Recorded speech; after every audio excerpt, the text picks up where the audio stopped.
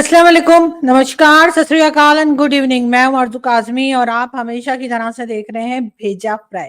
जी हाँ, भेजा फ्राई के नए एपिसोड के साथ हम हाजिर हैं और हम चलते हैं आज की न्यूज़ की तरफ।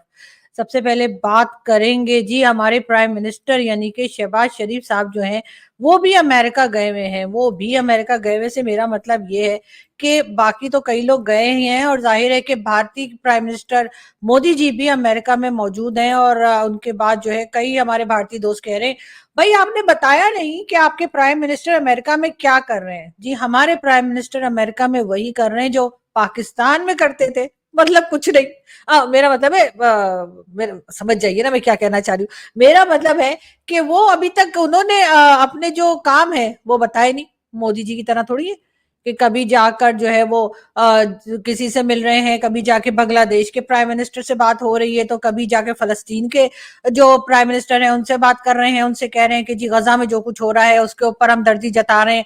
तो कभी चोरी हुई हुई चीजें भारत से, जी हाँ वो भी तो हमने सुना था ना कि एंटिक्स वगैरह जो है अमेरिका से 297 के करीब एंटिक्स जो है कभी उनकी बात कर रहे हैं कि लाओ हमारी वो चीजें दे दो। मतलब मोदी जी जो है वो इस किस्म की, मतलब ये सारी चीजें करने की उनको क्या जरूरत है? स्टाफ वगैरह नहीं है क्या आपके प्राइम मिनिस्टर के साथ? कोई नहीं गया है कि वो ये सारे काम करे कि जाकर जो है वो जो चीजें चोरी हो गई हैं, जो चीजें खो गई हैं भारत से, अमेरिका चली गई है, इंग्लैंड चली गई, वहां जाकर आपके कोई और स्टाफ के लोग नहीं है जो कि ये पता कर सकें कि ये सामान कहाँ गया? और मोदी जी जाके कहीं चैन से बैठ ही नहीं रहे। मतलब एक तो उनको मुझे लगता है कि ना तो खाते पीते हैं, ना ही सोते हैं और ना ही कोई और अपना रेस्ट वेस्ट करते हैं।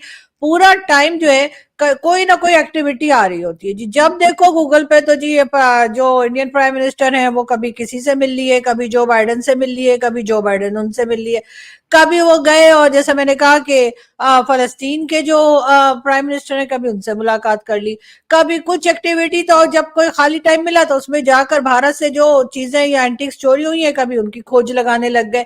हमारे प्राइम मिनिस्टर को ये सारे बेकार के काम करने की जरूरत नहीं है। कोई उनसे मिलता ही नहीं। मेरा मतलब है सॉरी, एडिट कर देना तुम लोग यार, क्या करते हो ना। दोबारा से करते हैं। मेरा मतलब है कि मैं ये कह रही थी कि हमारे प्राइम मिनिस्टर को सब कुछ करने की जरूरत नहीं है इसलिए कि वो किसी से नहीं मिलते। ठीक है, हमारे प्राइम मिनिस्टर के पास फालतू का टाइम नहीं है कि वो जाके फलस्तीन और कभी इसराइल और कभी रशिया और कभी ईरान और कभी जो बाइडन और कभी क्या किससे मिलते फिरे। तो इसलिए फिलहाल वो किसी से नहीं मिले हैं। उनकी एक्टिविटीज हम बाहर आने नहीं दे रहे इसलिए कि कोई होंगी तो बाहर आएगी ना। मतलब अभी तक हमें नहीं पता, तो अभी तक प्राइम मिनिस्टर को नहीं पता कि वो क्या कर रहे हैं, सिवाय इसके कि वो कह रहे हैं कि मैं अमेरिका पहुंच गया। और जाहिर है कि वो हमारे टैक्स के पैसों से गए हैं तो इस वजह से हम उन पे नजर भी रख रहे हैं कि क्या कर रहे हैं। लेकिन जैसे ही हमें पता लगा कि उन्होंने कोई काम किया है हम आपको बताएंगे। लेकिन हम आपको ये बता दें कि 27 सितंबर को वो भाषण जरूर देने वाले हैं। जी हाँ, 27 को आप लोग लिख लीजिए, अपने पास लिख लीजिए। आज 23 है, 27 अक्टूबर को, सॉरी 20 यार 27 सितंबर को, सॉरी एक तो पता नहीं क्या हो गया मुझे आज। 27 सितंबर को हमारे प्राइम मिनिस्टर जो हैं वो अमेरिका में अंग्रेजी में भाषण देंगे। जी हाँ, और हमने उनको अच्छे से रट्टू तोते जैसा सिखा दिया, सॉरी हमने उनको अच्छे से वो याद करवा दिया जो उन्होंने बोलना है। और उसके बाद पता लगेगा कि वो क्या कहेंगे। जाहिर है फलस्तीन पे तो बात करेंगे ही, साथ वो कश्मीर पे भी बात करेंगे, साथ वो एनवायरमेंट पे भी बात करेंगे, वो अमन के ऊपर भी बात करेंगे। यानी अपने लोगों को जिंदा जलाया जा रहा है और वहां जाके वो अमन की बात करेंगे। वो कहेंगे इस्लामोफोबिया फैल रहा है। जी हाँ, उन्होंने इस्लामोफोबिया पे भी बात करनी है। ये और बात है, हमारे यहाँ लोगों को पकड़ पकड़ के मारा जा रहा है, जलाया जा रहा है, हम दूसरे किसी रिलीजन को बर्दाश्त नहीं करते। और ना सिर्फ ये कि पकड़ पकड़ के उनका कहना चाहिए लोगों के रिलीजन को हम चेंज करवा देते हैं, हम उनकी बेटियों की शादियां भी करवा देते हैं और जिसमें उनकी मर्जी भी शामिल नहीं होती। लेकिन इस्लामोफोबिया फैल रहा है, ये बात पक्की है। और ये अगर हमारे प्राइम मिनिस्टर ने कह दी तो फिर वो खुद की भी नहीं सुनते। वैसे किसी किसी की सुन लेते हैं, आप लोग भी जानते हैं किसकी सुनते हैं, है ना। लेकिन ये कि अपनी नहीं सुनते, तो वो खुद की भी नहीं सुनते। लेकिन हाँ, अगर रावलपिंडी से कॉल आ जाए और भैया क्या हाल है, तो फिर वो सुन लेते हैं। लेकिन खैर ये बात हम नहीं कर रहे थे। मैं बहरहाल आपको ये बता रही थी कि हमारे प्राइम मिनिस्टर की जो अमेरिका की एक्टिविटीज हैं और लोग बार बार मुझे मैसेज कर रहे हैं कि आरजू जी आप इसके ऊपर वीडियो बनाइए कि आपके प्राइम मिनिस्टर अमेरिका में क्या कर रहे हैं। तो जी वो ब्रेकफास्ट कर रहे हैं, वो लंच कर रहे हैं, उसके बाद बीच में चाय का टाइम भी होता है ना हमारे यहाँ, तो आप लोग का पता नहीं मुझे जो भारत में रहते, लेकिन हम लोग 4 से 5 के बीच, 4-5 बजे के बीच में हम लोग चाय और समोसे भी खाते हैं। और उसके बाद वो डिनर भी करते हैं, डिनर के बाद वो चाय पीते हैं दोबारा, और उसके बाद ग्रीन टी पीकर और वो सो जाते हैं। उसके बाद दूसरे दिन उठते हैं और फिर यही सारी एक्टिविटीज होती हैं, थोड़ा बहुत शायद बाहर थोड़ा वॉक करने भी जाते हो। लेकिन क्योंकि आपको पता है कि पाकिस्तान के जो प्राइम मिनिस्टर हैं वो बहुत ज्यादा सेंसिटिव हैं, तो हमने उनकी एक्टिविटीज को एक तो कम करके रखा है कि ज्यादा एक्टिविटीज हो ही ना, और जो एक्टिविटीज हैं वो हम बता नहीं रहे। तो इसलिए आप लोग जो है फिलहाल जितने भारतीय हमें देख रहे हैं और हमारे जितने भारतीय दोस्त हैं वो सिर्फ और सिर्फ अपने प्राइम मिनिस्टर के ऊपर या फोकस रखिए। इसलिए कि मोदी जी की आदत है कि ना नाश्ता करते हैं, ना ब्रेकफास्ट करते हैं, ना कुछ करते हैं, ना लंच करते हैं, और यहाँ वहां फिरते रहते हैं। तो उनको फिरने टुरने दीजिए। हमारे प्राइम मिनिस्टर को इस तरह यहाँ वहां फिरने की आदत नहीं है, और ना ही वो किसी से मिलते हैं, ना ही कोई उनसे मिलता है, ना ही कोई उनसे कहता है कि आइए और आके रशिया यूक्रेन वॉर जो है वो खत्म करा दीजिए, ना कोई ये कहता है इजराइल और हमास में सुलह करा दीजिए। तो इसलिए हमारे प्राइम मिनिस्टर से जो है अगर कोई मिलेगा भी या वो किसी से भी मिलेंगे तो वो डेफिनेटली पाकिस्तान की इकोनॉमी को बेहतर बनाने के लिए होगा। यानी वो मीटिंग ऐसी होगी कि आप हमें ये उधार दे दीजिए, हम आपको कुछ सालों के बाद कोई नया टॉपिक ड्रामा करके वापस देने की कोशिश करेंगे, और या फिर ये कि आप हमें आईएमएफ से पैसा दिला दीजिए, वर्ल्ड बैंक से दिला दीजिए, या फलानी कंट्री से ले दीजिए, या सऊदी अरब से बोल दीजिए, या चाइना को कह दीजिए कि कुछ दिनों तक पैसा ना मांगे। इसके अलावा हमारे प्राइम मिनिस्टर के पास और दूसरा कोई ऐसा टारगेट नहीं होता जिसपे उन्होंने बात करनी होती है। हाँ, जब 27 को वो बात करेंगे और भाषण देंगे अपना, तो डेफिनेटली मैंने आपको बताया एनवायरमेंट पे भी बात करेंगे। जी हाँ, एनवायरमेंट यानी कि क्लाइमेट पे भी बात करेंगे, जब पाकिस्तान का इंतहाई खराब है और उसके ऊपर कोई काम नहीं किया जा रहा, वो उस पे भी बात करेंगे। साथ साथ वो अमन पे भी बात करेंगे, यानी जैसे मैंने आपसे कहा लोगों को पकड़ पकड़ के जिंदा जलाया जा रहा है, मारा जा रहा है, लेकिन वो अमन पे बात करेंगे। इस्लामोफोबिया पे बात करेंगे। पाकिस्तान में हमने माइनॉरिटीज को ना होने के बराबर छोड़ा है, यानी कि बिल्कुल इक्का दुक्का ही कोई दिखता है हमें, और लेकिन फिर भी हम बात करेंगे इसके इस्लामोफोबिया फैल रहा है, यानी कि हमारे प्राइम मिनिस्टर ये बात करेंगे। और ये सारी बातें जो बाकी लोग बैठे होंगे उनको सुननी पड़ेंगी, नहीं सुनेंगे तो उनकी मर्जी है, अपने घर से रुई लेकर आए और कानों में डाले और बैठ गए। लेकिन ये कि हमारे प्राइम मिनिस्टर यही सब बातें करने वाले हैं, उनको करनी भी यही चाहिए। साथ साथ जी इकोनॉमी पे बात की जाएगी, पाकिस्तान की इकोनॉमी कैसे बेहतर हो सकती है इस पे बात करेंगे। वो इस पे बात करेंगे कि कौन कौन सी कंट्रीज, कौन कौन सी कंपनीज ऐसी हैं जो हमें आके पैसा दे सकती हैं, और उन कंपनीज को ऐसा जरूर होना चाहिए कि वो पाकिस्तान को पैसा दे दे और उसके बाद उनकी मेमोरी जो है वो लॉस्ट हो जाए, यानी मेमोरी खो जाए उनके। होता था ना बच्चन साहब की मूवीज में होता था, मैं कहाँ हूँ मैं कहाँ हूँ। जी हाँ, वही वाला कि जी कुछ याद ना रहे, खुदा करे कि वो लोग जो हमें पैसा देते हैं वो पैसा देने के बाद उनका ब्रेन वॉश हो जाए, वो बिल्कुल अपनी मेमोरी लॉस्ट कर दे और बिल्कुल उनको याद ना रहे कि उन्होंने पाकिस्तान को पैसा दिया है। इसलिए कि जिसको याद रह जाता है वो हर कुछ दिन के बाद कहता है कि लाओ पैसा वापस निकालो। ये और बात है कि हम देते नहीं है मगर वो मांगना नहीं छोड़ते। मुझे समझ नहीं आती कि जो पाकिस्तान को पैसा देने के बाद बार बार अपने पैसे का तकाजा करते हैं, बार बार कहते हैं कि जी वो जो आपने हमसे पैसा लिया था वो वापस कर दीजिए, जो लोन लिया था वापस कर दीजिए। उन लोगों को कोई शर्म नहीं आती कि जब हम नहीं दे रहे, हम बार बार कहने के बावजूद नहीं दे रहे, हम किसी दूसरी कंट्री से कहला देते हैं कि भाई इनको ये कह दो कि हमारे पास पैसा नहीं है, कुछ टाइम के लिए और रुक जाए। उसके बाद किसी तीसरी कंट्री से कहला देते हैं कि इनको बोलो रुक जाए। उसके बाद किसी और कंट्री से कह देते हैं, फिर फ्रेंडली कंट्रीज जिन्हें हम कहते हैं ना, उनसे हम कह देते हैं कि जी इनको बोलो कि हमसे पैसा ना मांगे। लेकिन ये जो पैसा वापस मांगने वाले पता नहीं किस मट्टी के बने हुए। मतलब कोई शर्म होती है, कोई गैरत होती है भाई।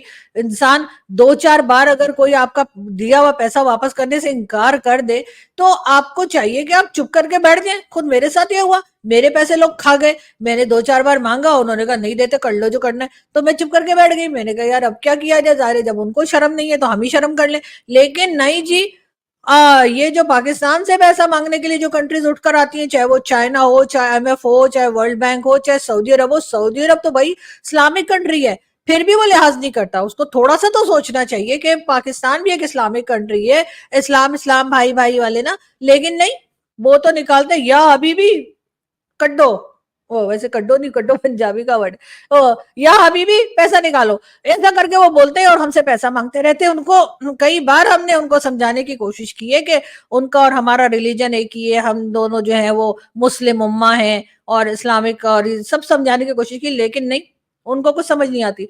वो जाकर भारत के साथ इन्वेस्टमेंट कर रहे हैं, यानी भारत के साथ जाकर पैसा लगाते हैं भारत में और हमें खजूरें दे देते हैं। ये भी मेरी समझ से बाहर है कि भाई अगर आप भारत में जाके इन्वेस्टमेंट कर रहे हैं, सऊदी अरब के जो क्राउन प्रिंस हैं यानी कि एमबीएस, उनको आप जब उनकी खबर सुनेंगे आपको यही पता लगेगा कि जी वो भारत के साथ कोई ना कोई बिजनेस डील कर रहे हैं या भारत के साथ उन्होंने कोई ना कोई ऐसा एग्रीमेंट किया है जिससे कि भारत को जो है वो वहां पर जाके भारत में जाके वो इन्वेस्टमेंट करेंगे और कई मिलियन की भी नहीं बल्कि बिलियंस में इन्वेस्टमेंट करते हैं। और जब पाकिस्तान जाता है, पाकिस्तान के लोग जाते हैं यानी कि हमारे बोले तो मिनिस्टर वहां पे जाते हैं बात करने के लिए, तो ये उनको खजूरें देके भेज देते हैं। मतलब क्या समझ रखा है, पूरा साल क्या रमजान चल रहा है कि हमें हर बार खजूरें देके कहते हैं निकलो, और वो भी ऐसी नहीं कि 2-4 किलो खजूरें, मतलब 10-10 टन खजूरें हमें दे देते हैं। खजूरें खा खा के हमारा बेड़ा गर्क हो गया। लेकिन बात सारी ये कि मुझे समझ नहीं आती हमारे यहाँ के इन्वेस्टमेंट क्यों नहीं करते भाई, आप हमें खजूरें क्यों दे देते हैं हर बार। ये भी अजीब सी बात है, अगर देना ही है तो गोल्ड दीजिए, ऑयल दीजिए, मतलब आपके यहाँ तो और बड़ी चीजें हैं, सिर्फ खजूरें ही रह गई पाकिस्तान के लिए। लेकिन खैर कोई बात नहीं, हम वो भी नहीं छोड़ते, हम वो भी ले आते हैं। हम कहते चलो कुछ तो आ रहा है, तो ये सोच के हम खजूरें भी ले आते कि क्या पता कभी खजूरें देते देते कोई पैसा वैसा भी दे दें, कोई गोल्ड भी दे दें, ऑयल भी दे दें। लेकिन खैर छोड़े आप लोग ये बातें, हमें जो है ना हम आगे बढ़ते हैं, इसलिए कि आपको पता है कि फजूल की मैं बातें करती नहीं। मैं आपको काम की बात बताती हूँ। हमारे जी आईएसआई के चीफ जो है उनको बदल दिया गया है। जी हाँ, पहले थे नदीम अंजुम साहब, लेफ्टिनेंट जनरल नदीम अंजुम साहब, जी जी यही। इनका मुझे कभी हेयर स्टाइल पसंद नहीं आया और मेरे ख्याल ये बिजी भी बहुत रहते हैं, इनको बाल कटाने का भी टाइम नहीं मिला।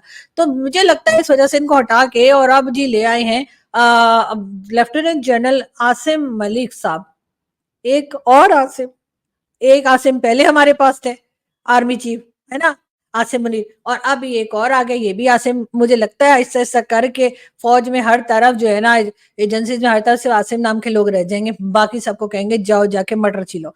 बहरहाल इनको आईएसआई का चीफ लगा दिया गया है और नदीम अंजुम साहब जो हैं इनको रिप्लेस करेंगे ये, और कर चुके हैं बल्कि। और 30 सितंबर से ही अपनी ड्यूटी जो है ज्वाइन कर लेंगे, मतलब ड्यूटी पे तो अभी भी हैं लेकिन ये कि एज अ आईएसआई चीफ के ड्यूटी ज्वाइन कर लेंगे। और साथ ये भी बताया जा रहा है कि सुनने में आया, मतलब सुनने में आया, ठीक है ना, ये ना हो कि मेरे घर की बेल बज रही हो कि तुमने कैसे बोल दिया। मैंने सुना है क्या वो नदीम अंजुम साहब कहीं के एम्बेसडर लगने वाले। वो तो आपको पता ही है ना, रिटायरमेंट के बाद हम लोग खाली नहीं छोड़ते अपने फौजियों को, इंडिया की तरह नहीं कि बैठ के मटन पका रहे हैं तो कभी जाके वैसे ही घूम फिर रहे। तो हमारे फौजी जो है वो आखिरी सांस तक पाकिस्तान की खिदमत करना चाहते हैं, इसलिए वो जब रिटायर हो जाते हैं तो वो किसी सिविलियन जॉब में चले जाते हैं या कहीं एम्बेसडर लग जाते हैं या किसी इदारे के हेड बन जाते हैं, चाहे वो पीटीवी हो, चाहे स्टील मिल हो, चाहे पीआईए हो, चाहे जो मर्जी आप उठा के देख लीजिए, कहीं ना कहीं आपको हमारे रिटायर्ड फौजी जो है वो काम करते दिखेंगे। इंडिया के फौजियों की तरह नहीं है कि जी जब रिटायर हो गए तो बस गए घर में जाके मटन बना रहे हैं या वैसे ही पैराग्लाइडिंग कर रहे हैं और इधर उधर घूम फिर रहे हैं। इस तरह के ना बेकार के काम हमारे फौजी नहीं करते। हमारे फौजी आखिरी दम तक जो है वो पाकिस्तान से कमाते रहते, मेरा मतलब पाकिस्तान से पाकिस्तान की खिदमत करते रहते हैं। जी जी जी जी। तो इसलिए मुझे लगता है कि जो है वो मैंने जहां तक सुना है, जहां तक मेरे सूत्रों ने मुझे बताया, मेरे सूत्र जो है वो भी बस ऐसा ही मेरे ही जैसे हैं, तो उन्होंने मुझे यही बताया कि वो जो है नदीम अंजुम साहब जो है उनको एम्बेसडर लगाया जा रहा है। कहाँ का बड़ी जल्दी बताऊंगी मैं। मेरा ख्याल है कि मैंने कहीं सुना तो था ऑस्ट्रेलिया का या कनाडा का या पता नहीं, ऐसी किसी बड़ी वड्डी कंट्री के ना एम्बेसडर बनने के लिए वो बैठे हैं। अब जैसे ही बनेंगे हम फटाफट आपको बता देंगे। हम किस लिए यहाँ पर हैं, इसीलिए कि हम आपको खबरें दें, ऐसे ही थोड़ी हम फजूल में आके बक बक बक बक करके निकल जाते हैं। खैर कोई बात नहीं, हम बढ़ते हैं आगे और अगली खबर हम देखते हैं और वो यानी आपको बताते हैं, और वो ये कि जैसा कि आपको मालूम ही है कि हमारे यहाँ जो है वो पैसे की कोई तंगी नहीं है, अल्लाह का शुक्र है। बिल्कुल पाकिस्तान में जी कर्जों पे लिया और किस्तों पे लिया, सब कुछ मौजूद है। हमारे पास ऐसी कोई कमी नहीं है जिसको देख करके लोग ये कहें कि जी पाकिस्तान में तो जी हर कोई चीज मिलती ही नहीं है। अगर आपके पास पैसा है तो भी आप सब कुछ ले सकते हैं और अगर नहीं है तब भी आप ले सकते हैं। इसलिए कि जाहिर है कि अगर पैसा नहीं है आपके पास तो आप कहीं ना कहीं से मांग लेंगे, और वो मांगने की जो आदत है वो हमारी काफी पुरानी पड़ी हुई है। हमें जब से पाकिस्तान बना उस वक्त से लेके अभी आगे तक जो सिलसिला चल रहा है वो मांगे तांगे पे ही चल रहा है। और इसी वजह से हमारी जो हैप्पी इंडेक्स में ग्राफ है वो भी हमारा जो है वो ऊपर की तरफ है, जबकि भारत की इकोनॉमी हमसे बेटर है, लेकिन वो हैप्पी इंडेक्स में पाकिस्तान से नीचे है। उस पर बहुत से हमारे भारतीय दोस्त जो है बड़े नाराज होते हैं, कहते हैं जी हैप्पी इंडेक्स ठीक नहीं बना हुआ। अरे ये हैप्पी इंडेक्स एकदम ठीक बना हुआ है। आप भी कभी मांग कर देखिए ना, आप लोग तो सारा दिन काम करते रहते हैं, आप लोग तो कभी आईटी में काम कर रहे हैं, तो कभी चंद्रयान पे जा रहे हैं, तो कभी पता नहीं क्या कर रहे हैं, कभी कोई किसी कंट्री के साथ डील कर रहे हैं, कभी वहां पे मॉल बना रहे हैं कश्मीर में, तो कभी क्या कर रहे हैं। ये सारे काम करने से स्ट्रेस आता है, ये सारे काम करने से कहीं भी आप पढ़ लिएगा कि अगर ज्यादा काम किया जाए, इस तरह के काम यानी कि जिसमें कि आपने पैसा कमाना हो, आपने अपनी अक्ल इस्तेमाल करनी हो, आपने अपनी पढ़ाई इस्तेमाल करनी हो, उसमें जब आप करते हैं तो फिर आप जाहिर फिर आप इतने खुशी महसूस नहीं कर पाते, क्योंकि सारा दिन आपको काम करना होता है, आपने एक अचीव करना होता है, अपना एक टारगेट अचीव करना होता है। आपको पता होता है कि हम यहाँ से यहाँ तक इतना काम करेंगे तो हम अपने घर में रोटी ले पाएंगे, या तब हम जो है वो ये अचीव कर पाएंगे, या जो भी है हमें पैसा मिलेगा। लेकिन अगर आपको ये पता हो आपने कुछ नहीं करना, आपने सिर्फ लोगों को मामू बनाना है, किसी तरीके से उनसे पैसे ठगने, और उसके बाद आपने कहना है कि जी नहीं वापस करते, या फिर कोई कहानी कर देनी है, फ्लड आ गया जी, अर्थक्वेक आ गया जी, कोविड आ गया जी, पोलियो आ गया जी, ऐसा हो गया वैसा हो गया, अपने लोगों को दिखा दिया जी फूड शॉर्टेज है हमारे यहाँ, वाटर शॉर्टेज है हमारे यहाँ बड़ा बुरा हाल है। और वो बेचारे जो ज्यादातर मतलब 90% काफिर कंट्रीज से बिलोंग करते हैं, वो जो है उनका दिल जो है बड़ा नरम हो जाता है, और वो कहते हैं कि अच्छा ठीक है अभी पैसे मत दो, फिर कभी दे देना। लेकिन जो इस्लामिक कंट्री के हैं, जो कि जिनका और हमारा रिलीजन एक ही है, जो एक ही तरह की सोच रखते हैं, कि तो वो हमें बड़े ऐसे करके पहचान जाते हैं। पहले तो पैसा देते ही नहीं है, बड़ी मुश्किलों से हम उनसे पैसे निकलवाते हैं, और उसके बाद जब वो पैसे दे देते हैं तो उसके बाद मांगना भी शुरू कर देते हैं। फिर हम यही करते हैं कि जो हमने नॉन मुस्लिम कंट्रीज या काफिर कंट्रीज से पैसे पकड़े होते हैं, वो हम उन मुसलमानों को दे के उनका मुंह बंद करवाते हैं कि भैया पीछा छोड़ दो हमारा। लेकिन मैं बता ये रही थी आपको कि क्योंकि हम वो सारे काम नहीं करते जो बाकी नॉर्मल कंट्रीज करती हैं, कि मतलब काम करना है अपने लिए, जो है वो अपनी ट्रेड बढ़ानी है, या फॉरेन पॉलिसी अच्छी करनी है, बाकी लोगों की तरह हमें भी जो है वो ट्रेड में आगे बढ़ना है, या हमारी कंट्री में भी कुछ बनता हो ताकि हम बाहर भेजें, हमारे यहाँ से भी आईटी एक्सपर्ट्स निकले, हमारे यहाँ से भी टीचर्स निकले, हमारे यहाँ से भी मीडिया के और दूसरी फील्ड के लोग ऐसे निकले जो कि पाकिस्तान को कमा के दें, पाकिस्तान में मिनिस्टर्स भी ऐसे हों, और कई दूसरी चीजें। तो ये सारी चीजें हम नहीं करते, इस वजह से हम खुश रहते हैं, हमारे पास इजी पैसा है, मतलब हमने मांगना ही तो होता है, उससे ज्यादा क्या करना होता है। मांगने में आपके ख्याल में कितनी एनर्जी लग जाएगी, एक बार बताएंगे, दो बार बताएंगे, एक के पास ट्राई करेंगे, दूसरे के पास ट्राई करेंगे, चलो तीसरा तो दे ही देगा ना। अगर हम बोरी मांगेंगे तो थैला तो मिल ही जाएगा। ये डायलॉग मैंने सुना था जी, बिल्कुल बिल्कुल। वो था ना मिर्जा गालिब ड्रामा जो बनाया था गुलजार साहब ने, उसमें था नसीरुद्दीन शाह साहब कहते हैं कि उधार मांगना भी एक आर्ट है, ये उधार मांगना भी एक आर्ट है। मतलब ये कि आप बोरी मांगे तो थैला तो मिल ही जाता है। तो ये जो प्ले था वो पाकिस्तान में बड़ा फेमस था, और मेरे ख्याल है उसका मेन रीजन उसका यही डायलॉग था, और हम उसको आज तक फॉलो करते आ रहे हैं। यानी कि हम बोरी मांगते हैं तो वो थैला तो हमें दे ही देते हैं। हमने भी जो है वो आईएमएफ को काफी लंबी लिस्ट दी थी कि भाई हमें जो है ना हमारा जो टोटल खर्चा है पाकिस्तान चलाने का, यानी कि हमारे जो भाई लोग हैं उन्होंने कहा था कि जी वो है तकरीबन 12 से 15 बिलियन डॉलर, ठीक है। मतलब ये कि हमें अगर चाहिए, हमें जरूरत तो हमें 15 बिलियन डॉलर की है, लेकिन ले हम साथ भी लेंगे। तो उन्होंने हमें फिर कहा कि ठीक है, या आप 7 बिलियन डॉलर हम आपको दे देंगे, और वो भी उन्होंने अभी तक दिए नहीं है। तो अब हमने, मगर उन्होंने ओके किया है कि दे देंगे, आज नहीं तो कल, नहीं तो परसों, अच्छे दिन आने वाले। लेकिन अब बाकी के 7 बिलियन का हम क्या करें, तो उसके लिए हमने जुगाड़ लगानी होती है। अब वो जुगाड़ कैसे, थोड़ा सा सऊदीया से ले लिया, थोड़ा सा यूएई से ले लिया, ठीक है, थोड़ा कुछ चाइना से खींच लिया, इस तरह से करके हम 7 बिलियन और कर लेंगे, और इस तरह से हमारे पास हो जाएंगे 15 बिलियन डॉलर। अब इसमें कितनी मेहनत लगती है, मेरे ख्याल से कुछ भी नहीं, बहुत आसान काम है, हम बहुत आसानी से कर लेते हैं। और जबकि हमें इतनी एक्सपीरियंस हो गया है, सालों से हम यही करते आ रहे हैं, तो फिर जाहिर है कि फिर हमें मांगने में ना तो कोई शर्म आती है, ना कोई हमें लिहाज होता है, ना वापस अगर वो मांगे तो हम इनकार भी साफ कर देते हैं, नहीं है कर लो जो करना है। अब लोग कहते हैं जी चाइना ने पाकिस्तान को बहुत लोन दिया है, चाइना ने पाकिस्तान को इतना पैसा दिया है, पाकिस्तान कैसे चुकाएगा। मेरा जवाब है ये सोचना हमारा काम नहीं है, ये सोचना तो चाइना का काम है। आपने पैसे दिए, आपके पैसे फंस गए, निकालो भी आप ही, हम क्या करें, हमारे पास तो नहीं है। हमारे बैंक्स में देख लो, अगर पैसा मिले तो ले लो, नहीं मिले तो जाके अपने नूडल्स वूडल्स खाओ और आराम करो। इसलिए कि हमारे पास पैसा है ही नहीं तो हम देंगे कैसे, और जो पैसा इन्होंने हमें दिया होता है वो हम फॉरन के फॉरन किसी दूसरी कंट्री में पहुंचा देते हैं, वहां पे हम ले लेते हैं। कभी कनाडा में कॉर्नर का प्लॉट ले लिया, कभी कहीं कुछ ले लिया, वो तो सब आप लोगों को डिटेल पता ही है।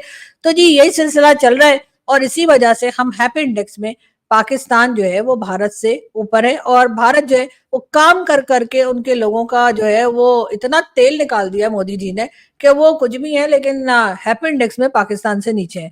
तो बहरहाल जिसे कहते हैं ना कि थोड़ा सा दिमाग लड़ाना चाहिए, तो अब बिना काम किए भी जो है वो बहुत अय्याशी की जिंदगी गुजारी जा सकती है, लेकिन मोदी जी को कौन समझाए। बहरहाल हम यहाँ से चलते हैं और आप लोगों से मुलाकात होगी नेक्स्ट वीडियो में। अपना बहुत सारा ख्याल रखिएगा, हंसते रहिए, मुस्कुराते रहिए, खुश रहिए और हमारे चैनल को सब्सक्राइब करना ना भूलें। Thank you.